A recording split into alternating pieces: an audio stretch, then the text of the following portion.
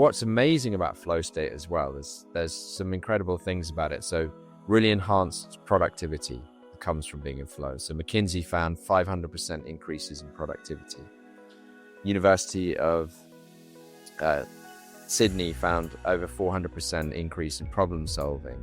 Harvard found enhanced day after day after day of creativity having been in flow. So there's these amazing byproducts, and really what's I'm trying to do, and others are trying to do, but primarily I'm trying to do in the behavioral stroke therapeutic field, is take those amazing productivity gains and insight gains and problem solving gains and bring them into the therapeutic environment.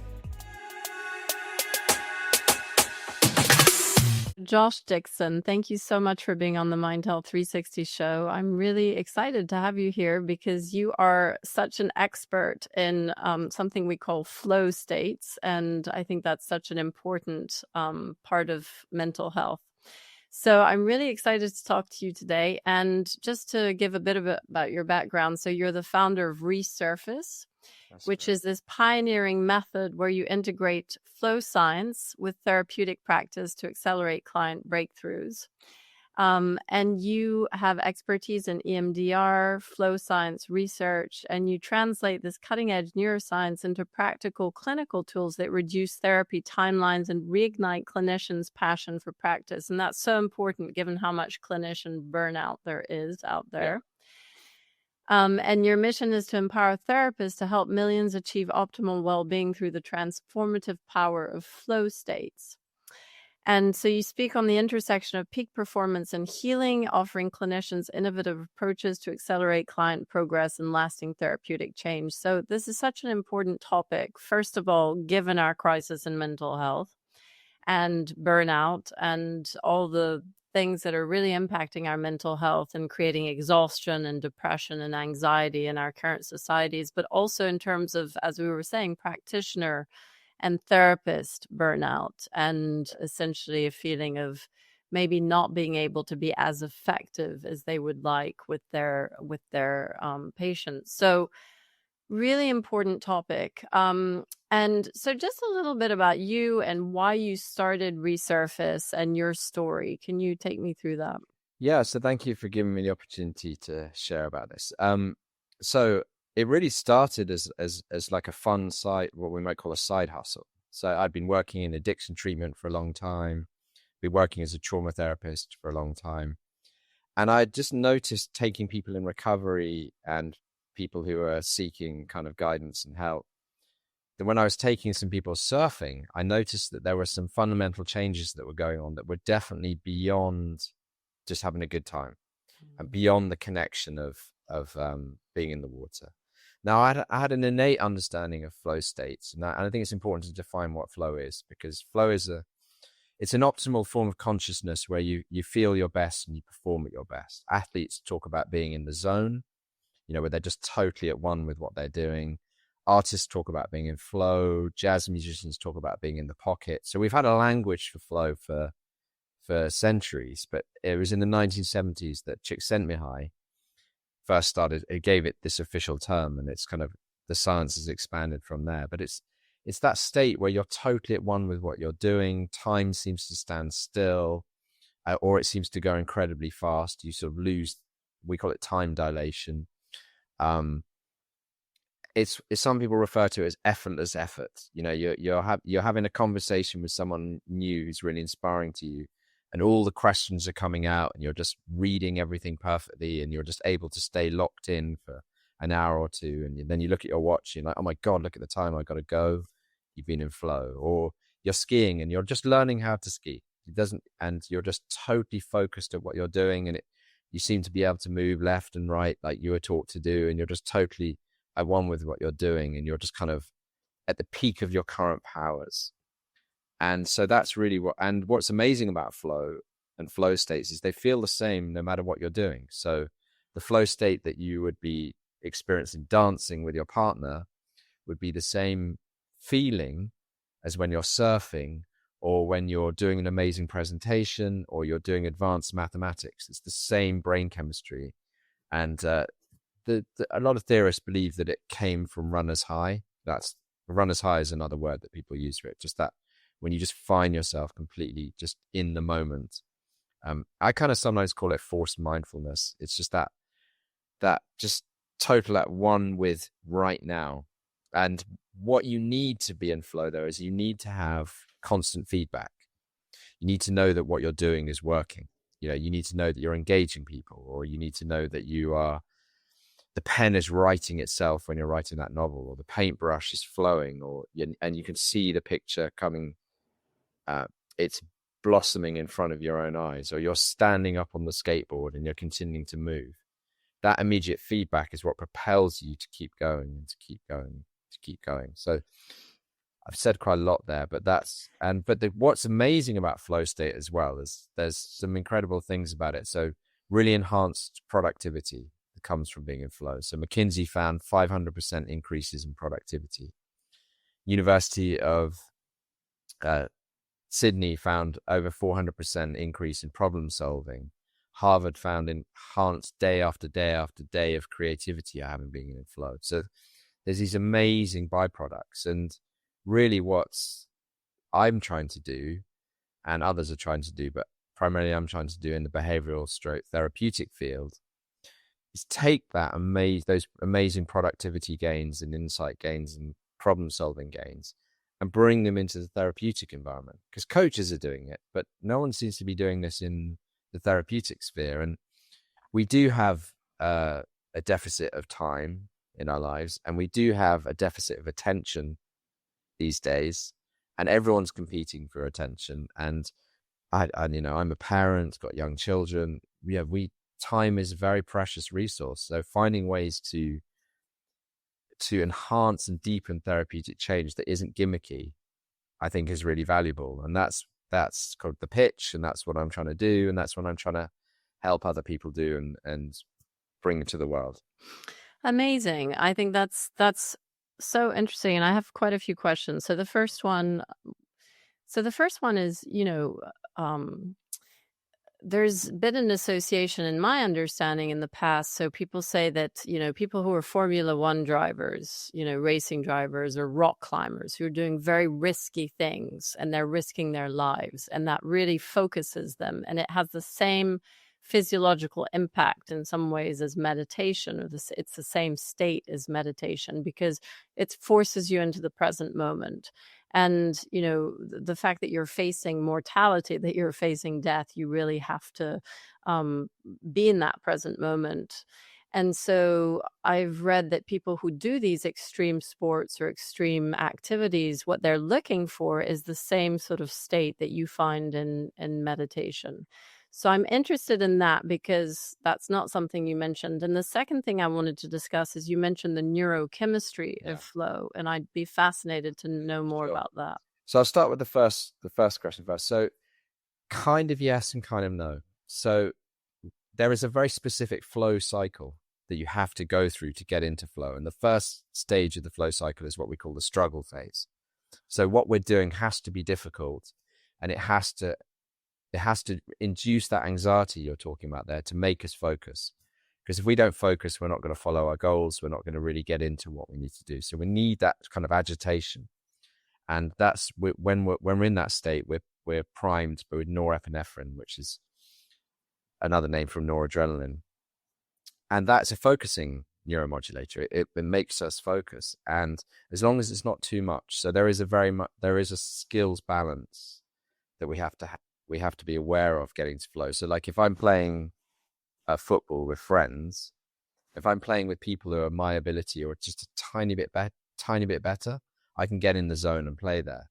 But if I suddenly find myself on the football pitch of a Premiership game, Arsenal versus Man U or something, I'm going to have a panic attack because I do not have the skill set to match that. So there is a balance there. But the challenge aspect is what focuses the mind. And we have to go through the struggle phase. And usually struggle lasts about 20 minutes. And I find this when I go swimming, the first 15 minutes, I'm like not into it at all. I find that when I'm running the first 15-20 minutes, I'm having this battle in my mind. Like, do I really want to be running right now? Could I do it tomorrow? Is there other exercise I could do? there's this kind of battle, or if I'm writing something I need to get into, that it has to be that struggle. And then you move into this phase. And when you're in that struggle phase, you're very much in a beta brainwave pattern. That's the dominant brainwave pattern that's going on there. But then what's interesting in the flow cycle is you then move into through the release phase. And this is when everything just becomes a little bit easier and a little bit more meditative. And you're actually moving into primarily an alpha dominated brainwave state. And that's the meditative state that's the state that people report and not report when you analyze the brain states of people in meditation. They tend to be in alpha. And for those listening, alpha is kind of that state when you're up in the morning, you're definitely awake. Maybe you brushed your teeth and you're getting stuff ready. So you're definitely awake, but you're not sort of fully alert. That's alpha. And alpha is a very pleasant state to be in. It's slightly dreamy, and it's that meditative state. And that's the precursor state for getting into flow, because flow is dominated actually with theta and gamma brainwave states, which we mostly get in REM sleep. So there is that meditative aspect of it that in the flow cycle, but it's not really, when you're in flow, it's not quite the same as being in a meditative state. But you go through that meditative state to get into flow. That's really interesting. So that's why I say yes and no. There's that element of like, yeah, it's got the elements of that, but it's kind of one step dreamier in a way. It's kind of as in it's similar to what's going on in REM sleep. Now, the neuromodulating cocktail of why flow feels so good. Well, when you're going through the flow cycle, the first stage is struggle. And I got this primarily from Stephen Kotler. So I'm not like claiming this is my work. This is Stephen Kotler's work and Benson's work. And when you go through the struggle phase, you're primed with norepinephrine, which is what we're loaded with when we're anxious. That's kind of the anxious feeling. And that's why you can be a bit jittery before you're doing something that's maybe a little bit dangerous or a little bit like potentially overwhelming. And then when you go through the release phase and you move, as I was talking about, into that alpha brainwave state, you actually start to release a lot of nitrous oxide. And that's a vasodilator. And that's partly why you suddenly find your performance raises, because you're beginning to absorb more oxygen as you get into the zone of what you're doing. And then, so that feels good because you've gone from this anxious state to a less anxious state and your productivity is rising.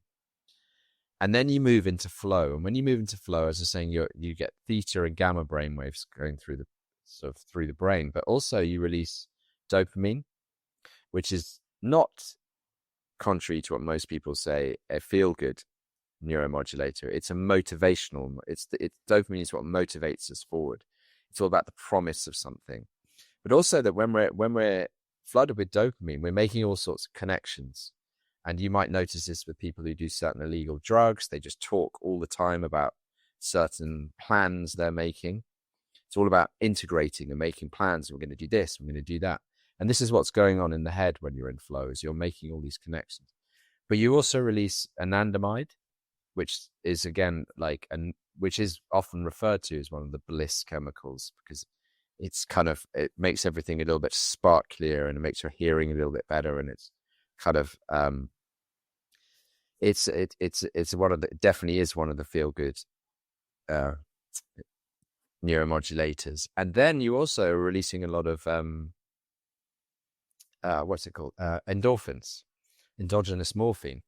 So this is why when you're kind of in the zone playing sport or go for a run or whatever it is, you pick up all these bruises that you don't even notice. And then in the evening, you're like, oh my God, look at my leg. Like I must have whacked that, but I didn't feel it at all. And that helps, that combined with the dopamine helps you really go forward. So you've got this amazing cocktail of, like, if I'm talking to a room of recovering addicts, I'm saying, hey, you're going to get the best hit of morphine, THC, and cocaine all in one with no side effects, not cut with rat poison. It's not cut with any of this other stuff. It's the perfect dose made for you internally. That feels great.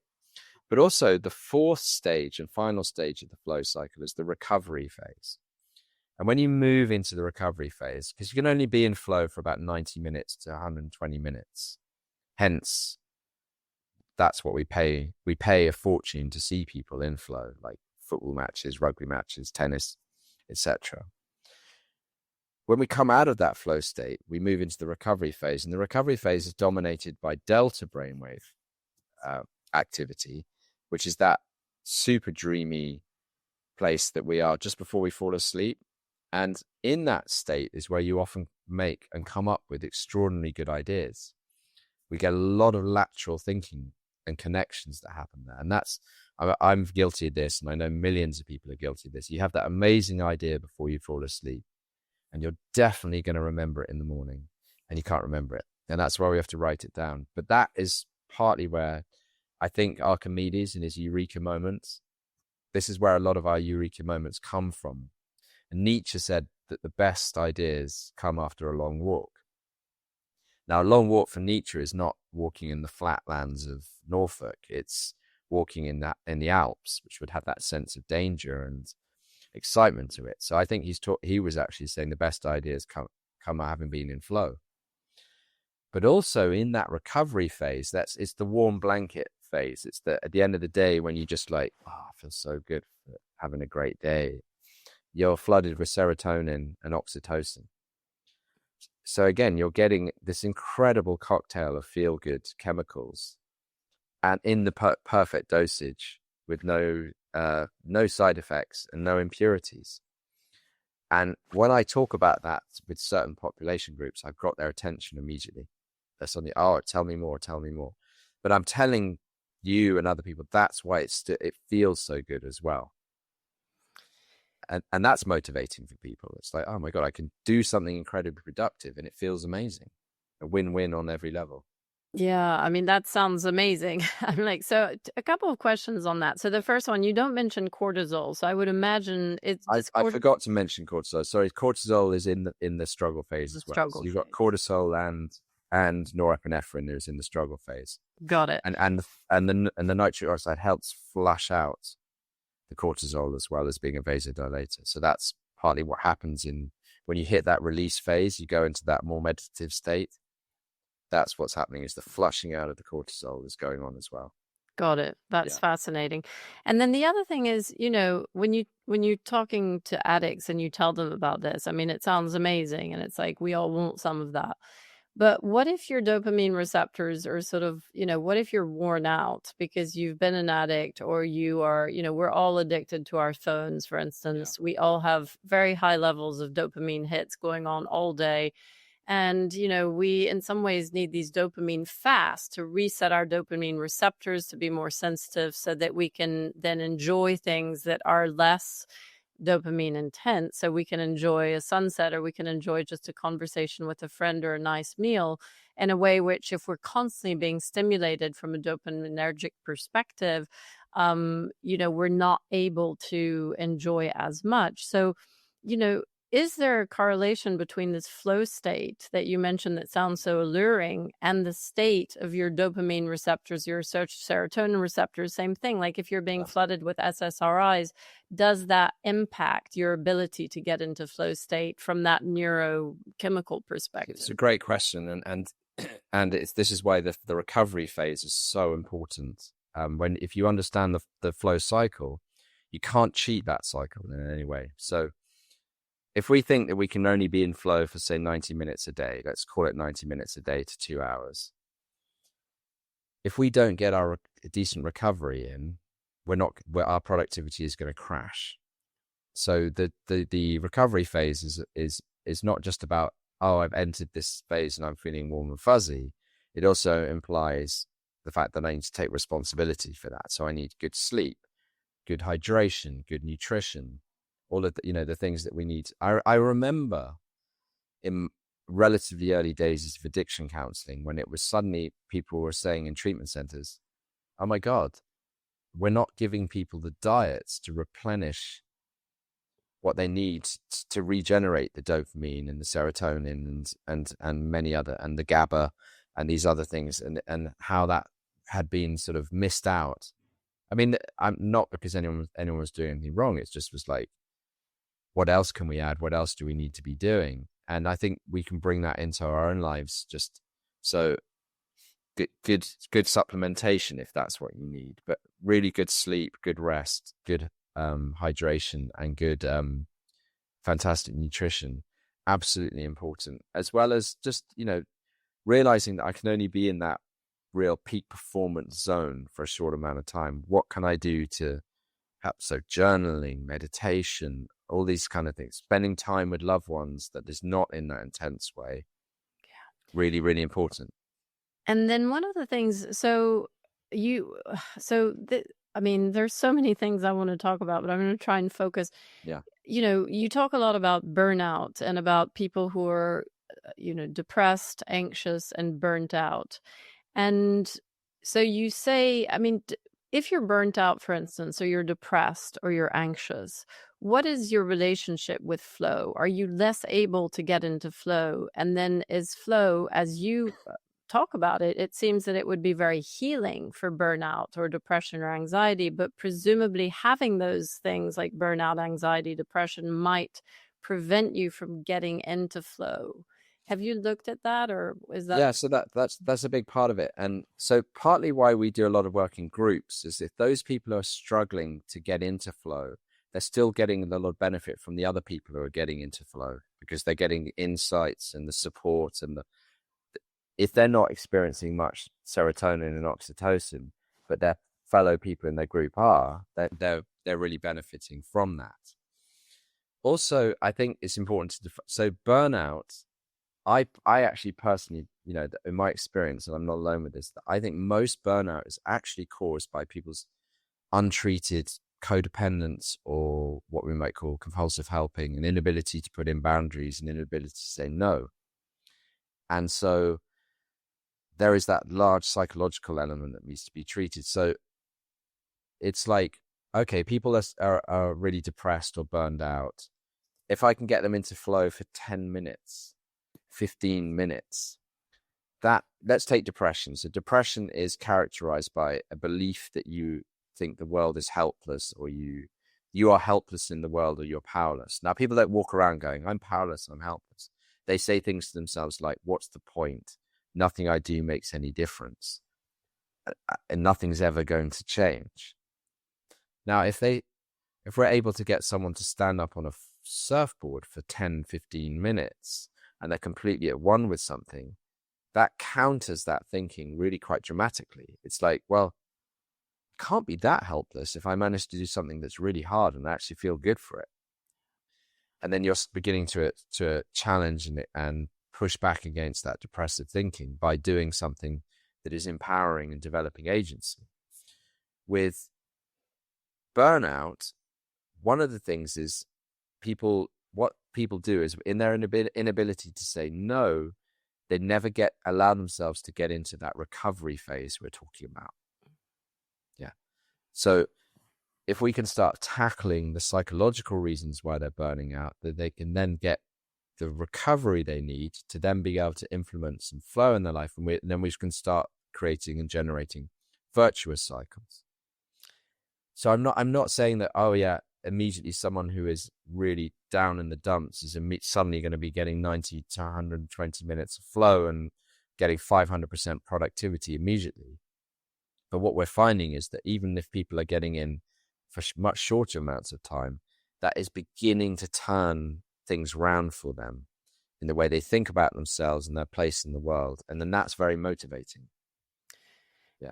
And so, okay, and then just to roll back, because we haven't actually said what this Resurface method is, what your program is. So let's just start from that and, well, continue from that and say, what have you designed? You've designed this incredible program to use flow and get people into flow, but also there's a whole therapeutic component, which is really amazing. You've put together this amazing program that's incredibly healing, that involves surfing and yoga and therapy, etc. But can you tell us sort of what your vision is, what the implementation is, and also why you started it? Like what was your story that drove you?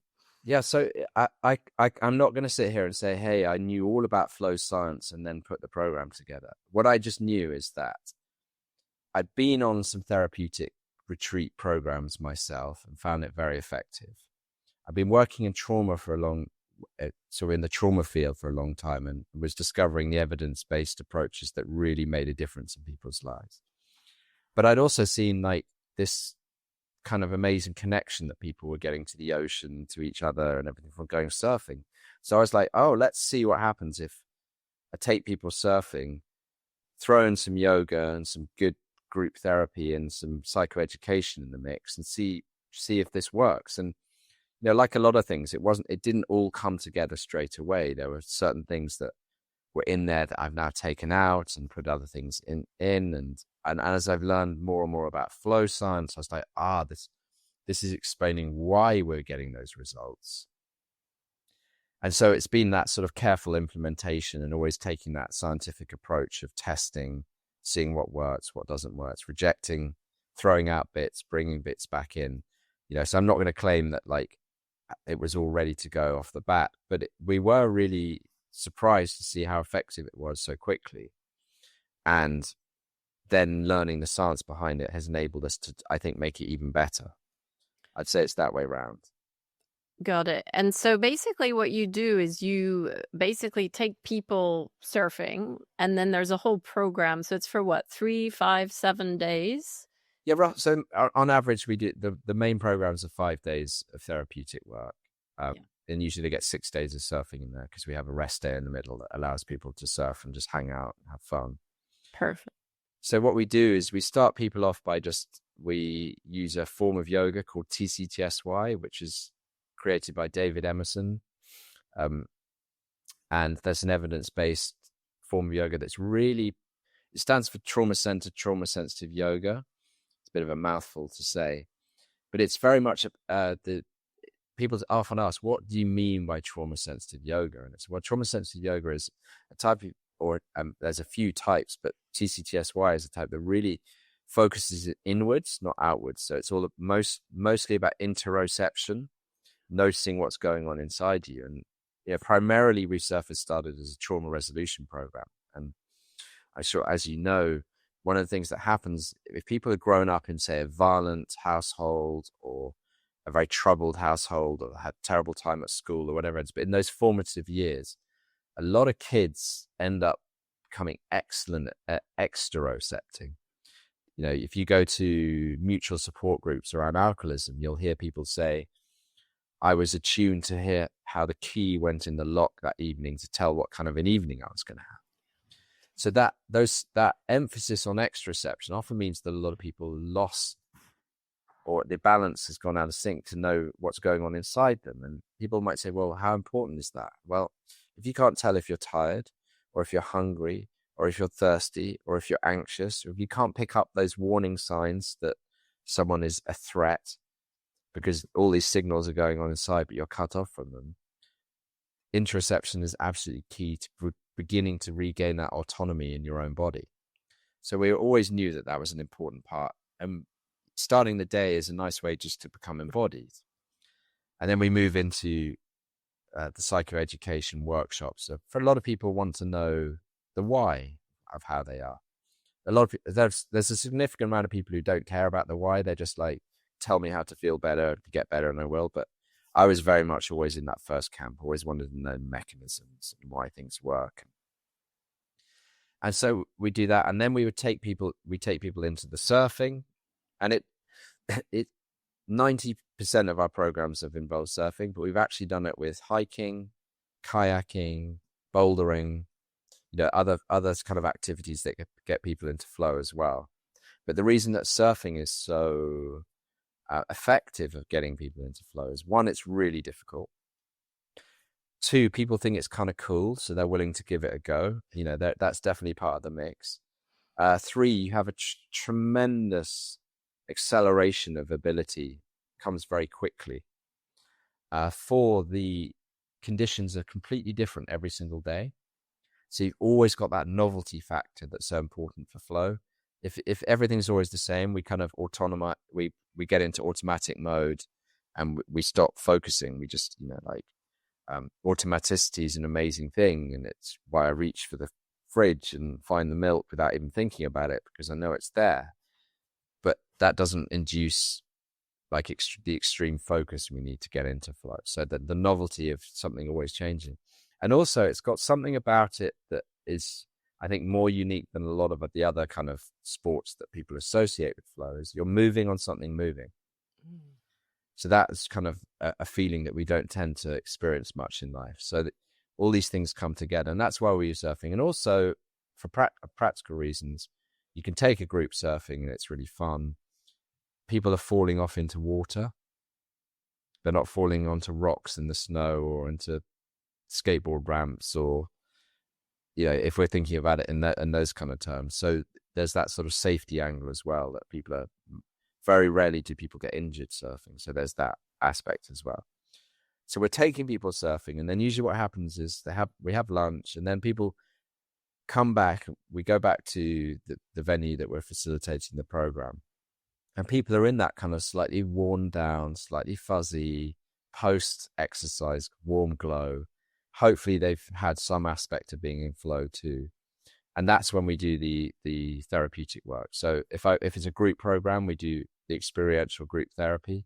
There's primarily kind of psychodrama, which is a particular type of therapy that's about inducing something we call trying to induce corrective experiences for people.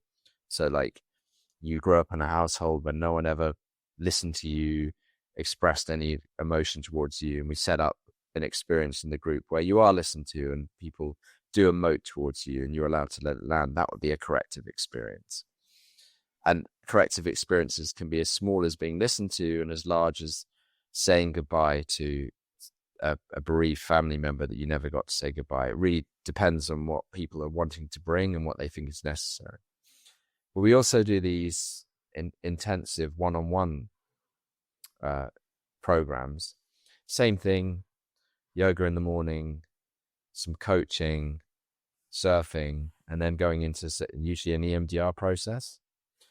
Now, as I sort of said at the beginning of our conversation, you know, we've got these huge productivity gains and creativity gains of having been in flow. And the plan is to take those, you know, 500% increase in productivity, and, you know, you could create all these figures, but into the therapeutic work. And what we're finding is people, and combined with the oxytocin and serotonin that people are experiencing, we find that people are able to be more trusting and willing to go deeper, faster, because of where they were earlier. So we always do the therapeutic activity afterwards, and people are just able to create and make these connections that they wouldn't necessarily make earlier in the day had they not been kind of disarmed, might be a right word, by the activity we've been doing. And this is something that we just kept noticing and kept noticing. It wasn't something that we were like, this is what is going to happen, but we just was like, hold on a sec. And that, combined with the deep dive into the science, led us doing some qualitative research that we asked a lot of people about their experiences, and particularly people who had been through rehabilitation units, usually for addiction and depression. And they were reporting, do you know what, we were able to do in a week, go to places in a week that would have taken months in regular therapy or regular rehabilitation. And that was just really cool. And we just keep seeing this coming up time and time again. So that's the next big deep dive for research for us, is really like getting more evidence for that. Yeah, because you do have some evidence, I saw, you know, I mean, obviously there are small numbers, like, you know, I think the max was 41 people, if I'm not mistaken. But, you know, you had between 4 and 41 people, but certainly your results were compelling. And, you know, you had, I think it was, I'm trying to remember your results, but there were, I don't know if you know them off the top of your head. We repeated times. So a long time ago, when we first started doing this, I actually thought, okay, like anything like this, you've got to get some data and some evidence, otherwise people just are going to dismiss it. And so my friend Catherine, who's a great experimental psychologist, and when she was doing her PhD, she came out and gathered a lot of data and crunched the numbers, and we've repeated the same process many times, and we keep finding significant decreases in anxiety and depression before and after the program, and significant increases in the metric called change in outlook and how you see yourself in the world. And so we're getting very good results at that stage. Now, the longitudinal work, I think, is much, much harder because how do we know what are the causal effects of what's going on there? So the only data we have for longer term is qualitative interviews of people saying, well, I think this really helped contribute to this in my life, and so on. And how long are those long-term studies? They're like 6 months to between 6 months and 18 months. Okay. Afterwards. Because I mean, that's always the challenge, right? It's that sort of therapeutic, the therapeutic effects of a retreat, which don't always last, right? So you can have a sort of retreat high, and then what is the impact over time? Or is it something that you just have to keep doing? Essentially, maybe you do it once a year, once every 6 months, and maybe that's okay. It's just knowing how lasting it is. Yeah. I mean, I'm always just really pleased if someone comes along and they have that real therapeutic high for being on the retreat, and then they go into a lot of people that aren't in a regular therapeutic process, and they're able to sign up with a therapist that maybe we've linked them to or they've heard of through friends, and it just is that kickstart, then great, fantastic. I mean, with the data, I'm always like, it's so hard, isn't it? Because like, let's say that I had been on your retreat and it was significant breakthroughs, my anxiety and depression were right down, and then someone from your team interviews me a year later, but my father's been dying of cancer. How do we know? And my mood and is right down.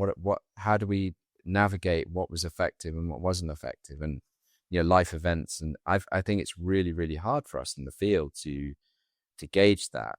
But that's why I do think the qualitative approach is really helpful, that people can discuss it and then say, report. Yeah, I some of those insights that I had then still really stick with me, and I was able to start a CBT or an EMDR process, or I actually got into mindfulness properly and developed a practice that way, and my life is significantly better. I think that's absolutely key. It's basically you're kickstarting a process, which has, which is a very healthy process. And so it's an intervention essentially, but then, as we all know, you need a regular practice. So whether it's meditation or exercise or, lifestyle habits such as sleep or good nutrition, these are things that you have to do on a daily basis to keep going. And, but your intervention is something that really can kickstart and get people on the right path, whether it's lifestyle wise or therapeutically, maybe to start a therapeutic and ongoing therapeutic practice. So working with a therapist, which is super important. So I think that's a really good point. And, a lot of the times it is that fact of kickstarting something and doing that intervention. I notice you have two sort of forks in your program. You have heal and flourish. So heal is, I guess an intervention if you've been struggling and you have trauma and you have things that you really want to deal with that have brought you to this point. And then flourish, I think, is for people who want to optimize their well-being, and maybe they're a little burnt out and they're sort of at a crossroads in their lives, and they want some program that can help them optimize things going forward. And I think that's really smart, because you're really meeting people where they're at in terms of what do they need at that point. So can you tell us a little bit about those two areas? Yeah, I mean, I think you summed it up beautifully. There's much more to add to that, except to say that the principles of flourishing, I think, are the same regardless of whatever stage you are in a therapeutic journey. So we need to be able to rid ourselves of kind of the problems, but we also have to have a place that we're moving towards. So even if you come on a trauma resolution program, yes, we want to be able to help you let go of a lot of the past so that you can move into the present and into your future. But we also have to help you develop your values hierarchy in a system that's going to take you forward into a place of flourishing. And then when people are like, hey, I'm doing pretty good in my life, but I want to get to here. It's the same principles. It's like we need to iron out what's holding you back. and really focus on and bring clarity to where you're going. Because I find a lot of people who come on our programs realize that the reason they're not flourishing in either program is that they have been living someone else's values. I see this time and time again. And we're brilliant at making movies and books around this. When we get older, all the books about midlife crises and stuff and films are, I never wanted to be a doctor. My parents pushed me to be a doctor. I was good at it, so I kept doing it. And then why was I not happy? And that's because you're living, the values hierarchy in your life is all out of sync. So it's more as a differential in emphasis on the two programs. One's slightly more about letting go of the past, and the other is slightly more about how we can move forward. But so like in the trauma resolution program, we're not looking at positive emotion and positive relationships and flow states in such detail. We're looking more at like, how do we let go and what's the nature of trauma and so on. But the principles of the program are the same, that what is it that's holding me back and where do I want to get to? Got it. And yeah. So in terms of all the different elements of your program, it's, I guess, the combination that works really well and synergistically. But if you had to point to, the key interventions, so I notice you do heart rate variability training, you do non-sleep, relaxation, deep rest, exactly. You do yoga, you do different therapies, group therapy, EMDR, etc. I guess you customize it for each person, but are there any, like, you've obviously chosen all those interventions because they work well synergistically and you have experience in seeing that they work well. And can you talk me through your thinking or your sort of experience with these therapies and why you chose them and what are the best ones that sort of stand out for you that really work well? That's a great question. And it's something I've thought about a lot in the past. There was a great study that I learned about on my master's, and I cannot remember I think it was Walpole 2012, but I'm not sure I've got that exactly right, but it was a huge meta study on what do clients or patients want from psychological intervention or therapy. And it interviewed therapists and it interviewed the clients. And what they found was that a lot of the therapists and psychologists thought that clients are looking for aha moments. And like, this is the reason for this and blah, blah, blah. But what they found, this meta study was amazing, is that they found that people wanted understanding and a plan. They want to know how to get out of their predicament as well as understand. Yeah. And so, the textbook situation is like, why do I keep going out with unavailable women? Well, let's look at your mother. How was your mother? Well, my mother was totally unavailable. Bingo, there you go. And initially clients are like, okay, that helps make sense of my life. I don't feel quite so bad now. And actually I can see that.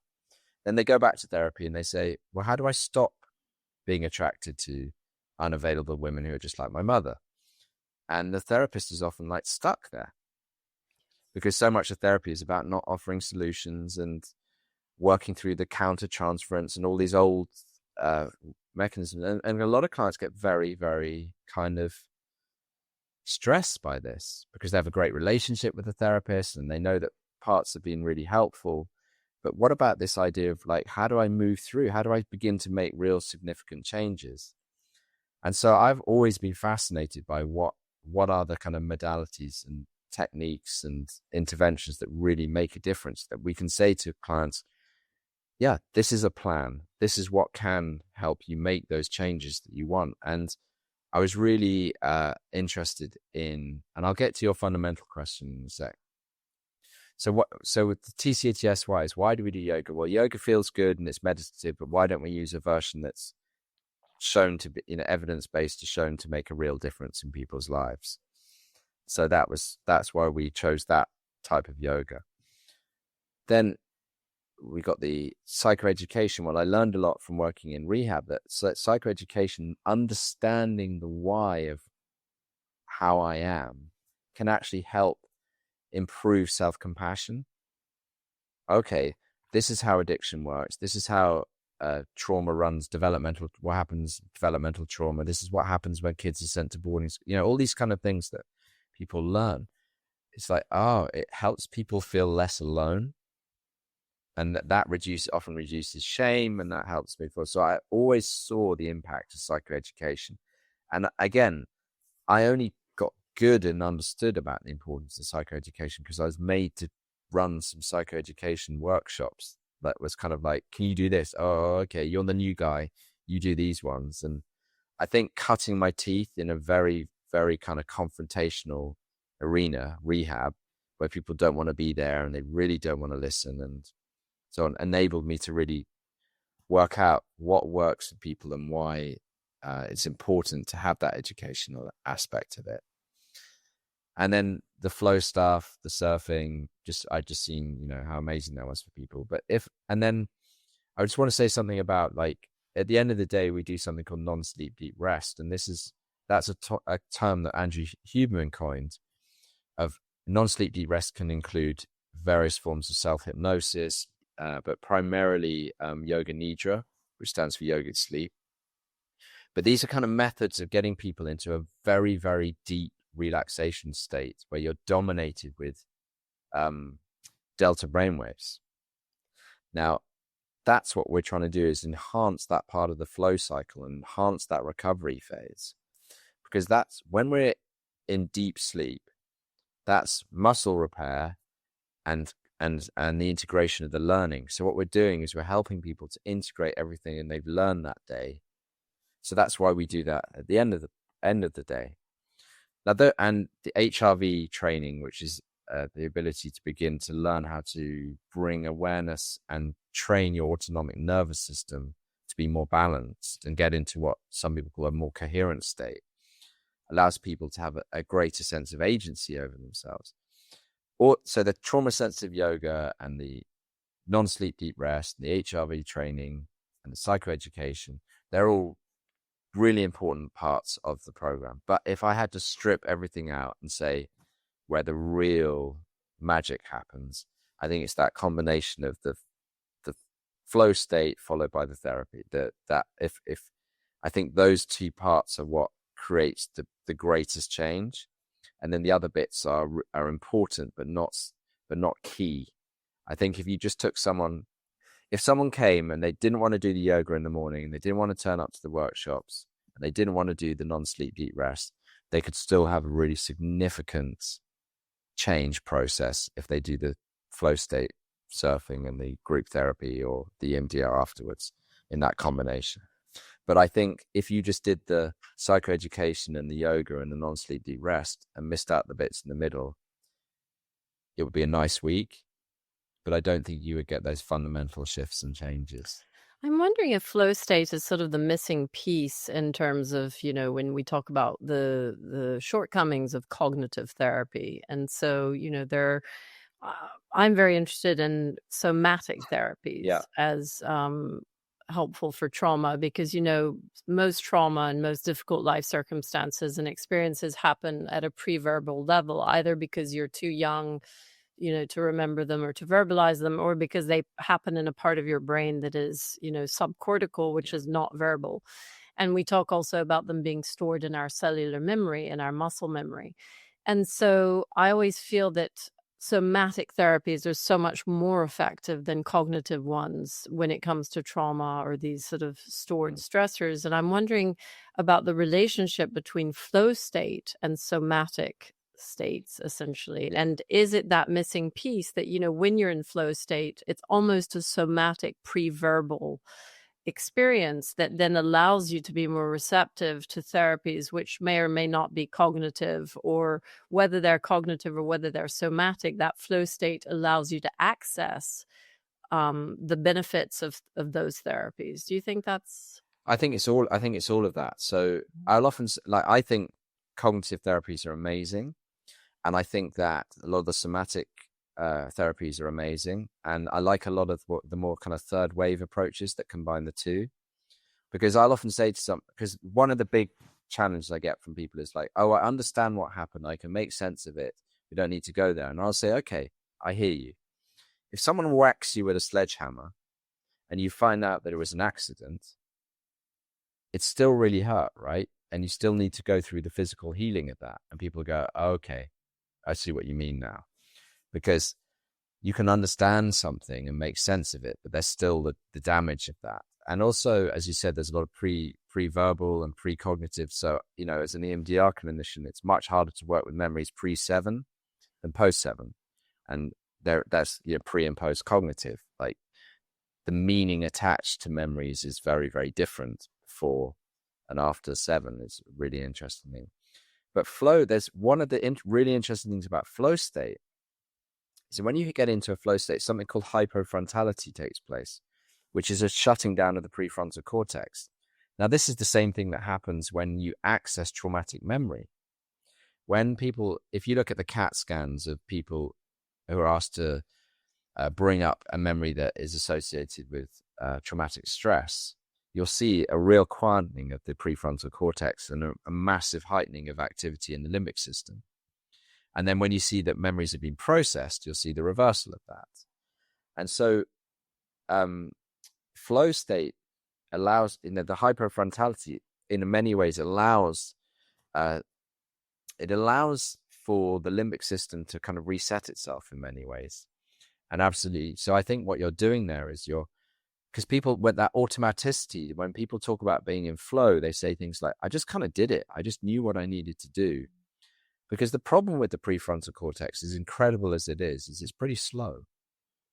And again, I remember I saw this talk by Andrew Huberman where he was talking about the first 2 seconds of flow state and likening it to the first 2 seconds of going into post-traumatic stress response. And actually, often what happens is if the anxiety level in the struggle phase is too much, people will often navigate towards a post-traumatic stress state. But if they're just about to stay there, they go into a flow state. But he made this great point is that if we didn't have our limbic system, which is absolutely, it's essential as well. He made this point. He said, oh, look, a lion dead. He's just saying, like, we can't just sit there contemplating things. It's not good for our survival. And so we need a system which actually evolved before our major cognitive systems to survive. And so re-engaging with that survival mechanism is really important in priming people to then do the work. Because what I notice is that people go into flow, they're able to make all these lateral connections that you couldn't make if you're in a sort of fully focused place. And then they're able to take that into their reappraisal of situations and generate a new context. And in that context, it may be that, oh my God, I've had all this energy stored in my body and I need to release that. Or, gosh, I've never really thought about it from that person's point of view. Now, those are completely different states, but they're both really important states that people need to go into and access. So I think you're quite right. I don't dismiss the cognitive side of trauma healing, because the data on trauma-focused CBT is pretty damn good. But I often find that people need more than just that. And so this enables people to access, as you said, those different parts of the brain and allow them to bring a lot of that to the forefront to be able to then process it. And so I completely agree with what you're saying there. And I think flow is an amazing, it's not the only part, but an amazing thing we can bring into people's processes to then be able to work with trauma, like you were saying.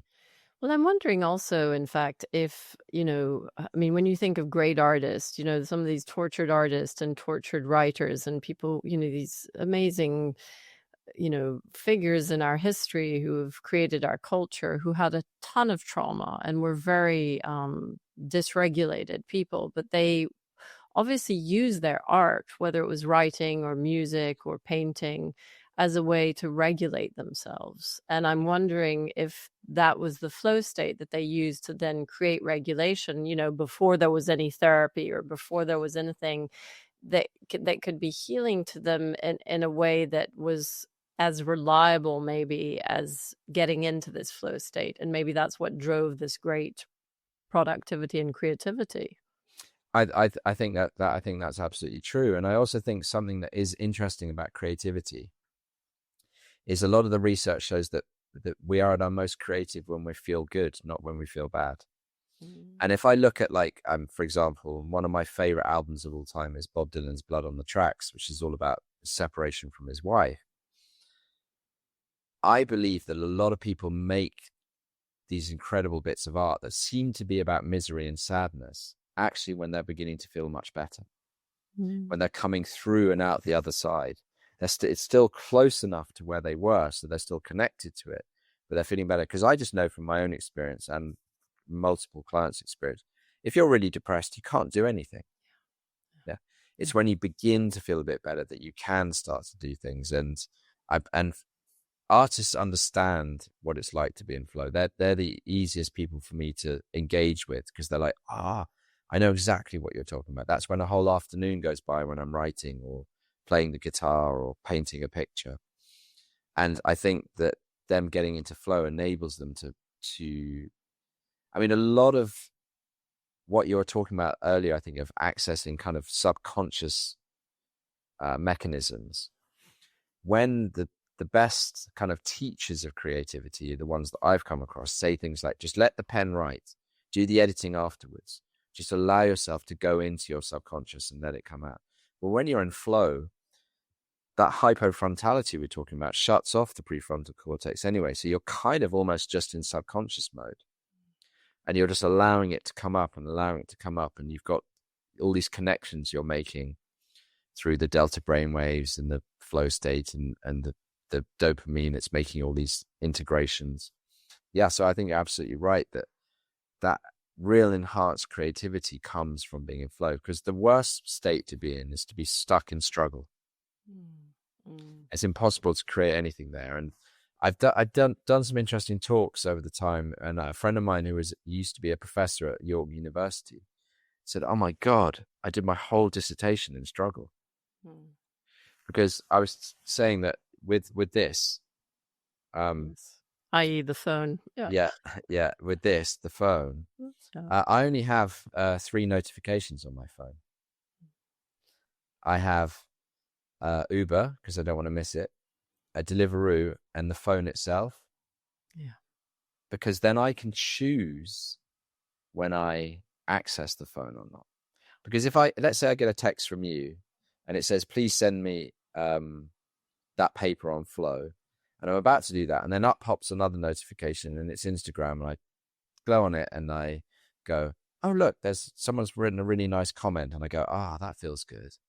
Yeah. I've reset the struggle phase back to the beginning.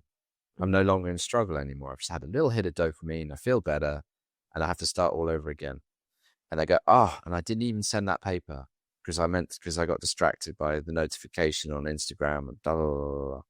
So I now don't have any notifications except for transport and the phone. Food. The food. I mean, I don't use those services anymore, but that's because then I choose when I'm notified, which then means that I can stay in struggle and then move through that flow cycle. And so you're saying that you cannot get to that. You have to go through each part of that cycle. I think we should certainly all have our phones off notifications. I tell my kids that all the time. Now, tell me also, what about psychedelics? I mean, have you ever thought of incorporating psychedelics into your program, simply because, there's some similarities between the flow state and the psychedelic state, and especially when you talk about, the prefrontal cortex activity, etc. And the shutting down of the default mode network. Exactly. Yeah, so absolutely, that's one of the things that's happening in flow state, is a shutting down of the default mode network, which is something that people in the psychedelic literature is talking about a lot. And that's why when people in flow talk about this real connection to nature and being at one with the activity. And it's funny you asked that, because just yesterday, Dr. Campers and I announced our ketamine assisted therapy, surf therapy program. Amazing. Yeah. So autumn, we started very much just to see an EMDR ketamine assisted program, the first one in the UK, and it's been going really well. And then I got contacted by a few people recently, like, is there any way of doing this, integrating into your Resurface programs? And we had to really look at, like, is this possible? Is it possible for people to do the psychedelic work intensely, because the great thing with a modality like EMDR over nearly all other modalities, and for those of you who don't know what EMDR is, an evidence-based psychotherapy primarily for post-traumatic stress disorder. And you can do EMDR every day, whereas other forms of therapy, I think you'd be driven kind of a bit mad if you were doing it every day. So we had to really look at, could you do like ketamine assisted therapy every day?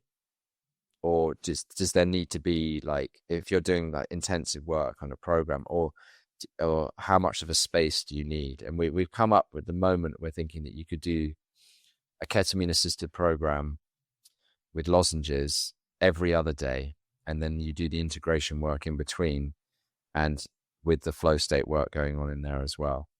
So we just announced it yesterday. Amazing. Well, that sounds fascinating.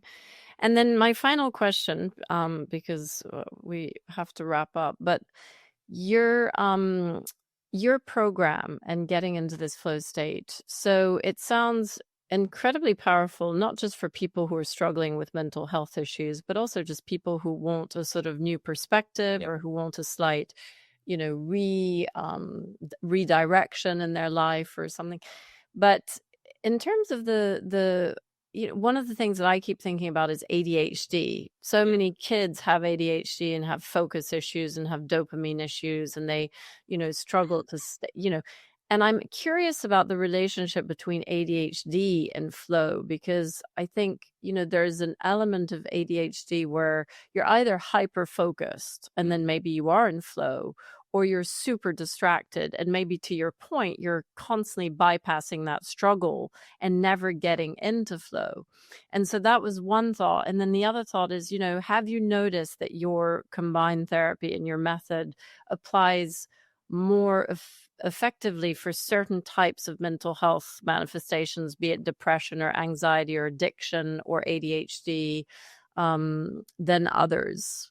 I'd be curious. Yeah, that's two really great questions there. So the ADHD aspect is very interesting, and a few people have written about this. Scott Barry Kaufman has written some interesting stuff about this, and it seems to be that people with ADHD can get into flow easily if they have specific goals and they really value the activity and what's going to come from it. And that often helps people get into that hyper focus. So I think if that's at play, then it's not necessarily that difficult or an issue. But if they're just not interested, it's a lot harder. But I think that's with any that's one of the challenges with ADHD, is that some people get very offended by this, and some people think that ADHD can be deemed as a superpower in the right condition, under the right conditions, because of that hyper focus. If it's combined with the seeking of a particular goal that would help someone get into flow, then it can be amazing. So we've had a lot of people with ADHD on our programs who have done really well. And your second question, which has completely just gone out of my head, if you give me one pointer, I will remember it. So the second question is basically about which types of people. Yeah. Yeah. So the ones that you mentioned there: ADHD, anxiety, high anxiety, addiction, depression, developmental trauma, PTSD, those things, absolutely fantastic. Little less. There are certain conditions that require much more psychiatric involvement. So OCD, I don't think we're going to be an amazing program for people with OCD. I think being in flow is amazing for distracting the intrusive thoughts. But one of the interesting things about OCD is it's got about 50% traumatic origin. So if you develop some kind of phobia, intrusive thoughts around dogs, say, and you have vicarious trauma from watching mummy being bitten by a dog as a kid, then any trauma programs can be highly effective working with OCD. But OCD often requires a medication element, from what I know. I'm not a psychiatrist, so I'm not giving advice around that, but just from my experience, same with bipolar, there are certain conditions, I think, that require that kind of psychiatric intervention more so.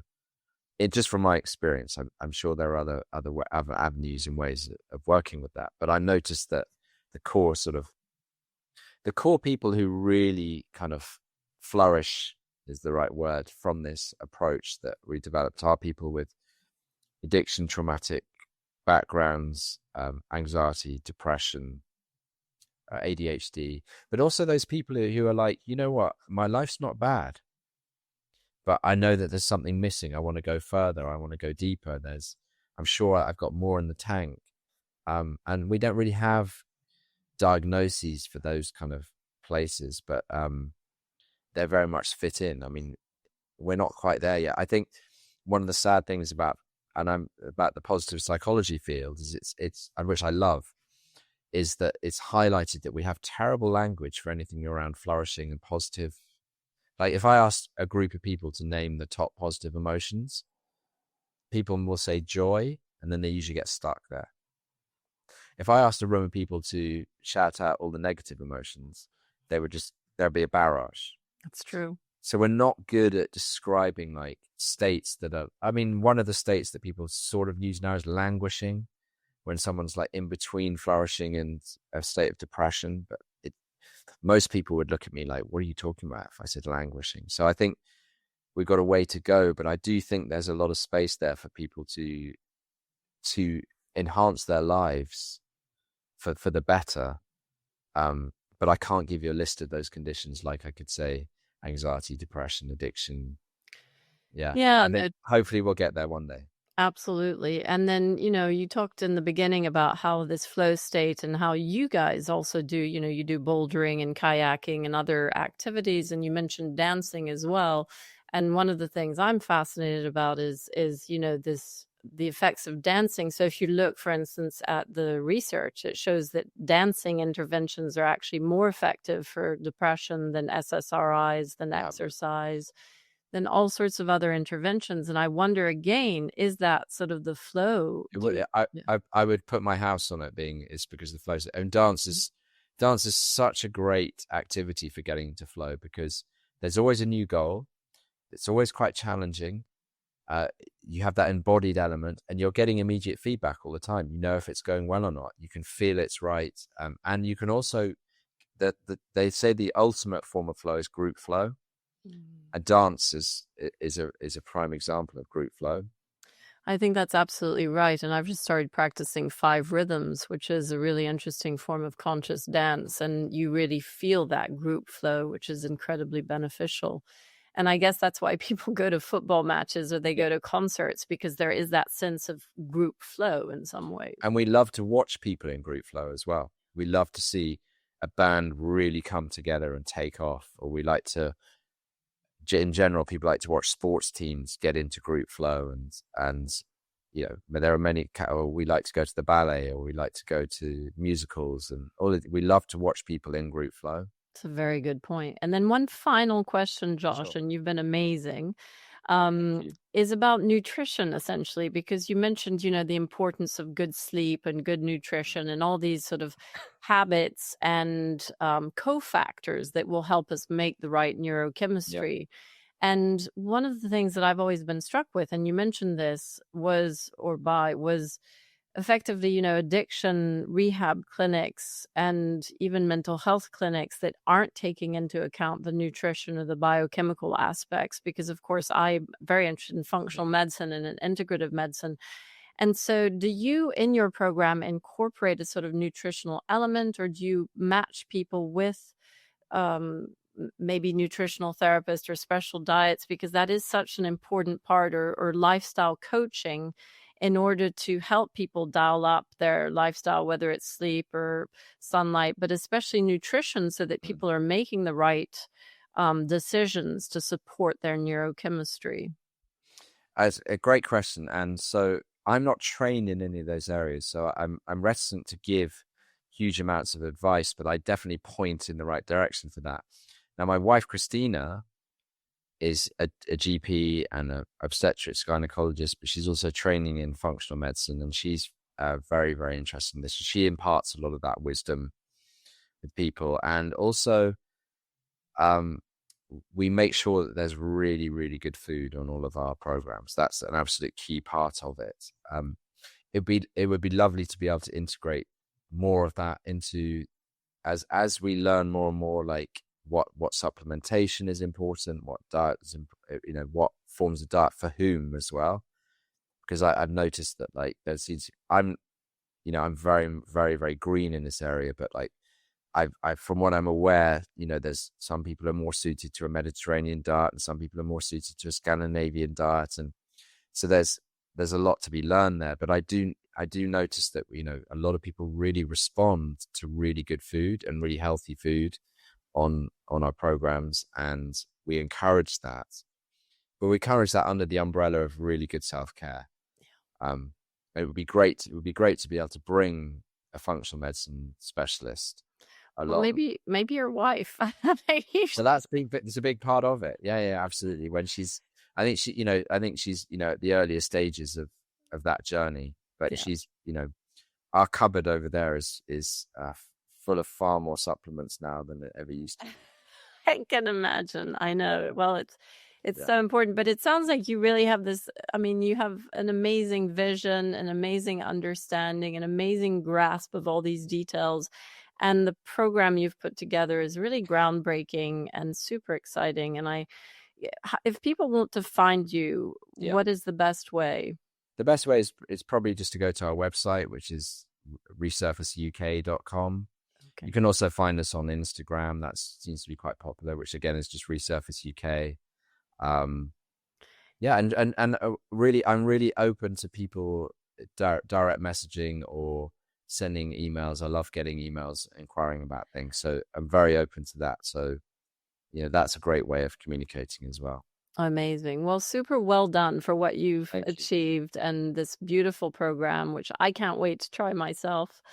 And thank you for your time, Josh. I really appreciate it. And if people want to find out more, there'll be tons of information in the show notes as well. But thank you for your time. You're brilliant. My pleasure. Thank you for having me. Thank you. Thank you so much for listening to the MindHealth360 Show. I hope that we've helped you realize that mental health symptoms have root causes that can and need to be addressed in order to sustainably heal, and have given you some ideas about steps you, your loved ones, or clients may take to start their healing journey. Please share this interview with anyone you think may find it helpful, and don't forget to subscribe to keep up to date with our latest interviews on integrative mental health. If you want further information, please go to www.mindhealth360.com or find us on social media. This information is for educational purposes only and is not intended to diagnose or treat any disease or to replace medical advice. Please always consult your healthcare practitioner before discontinuing any medication or implementing any changes in your diet, lifestyle, or supplement program.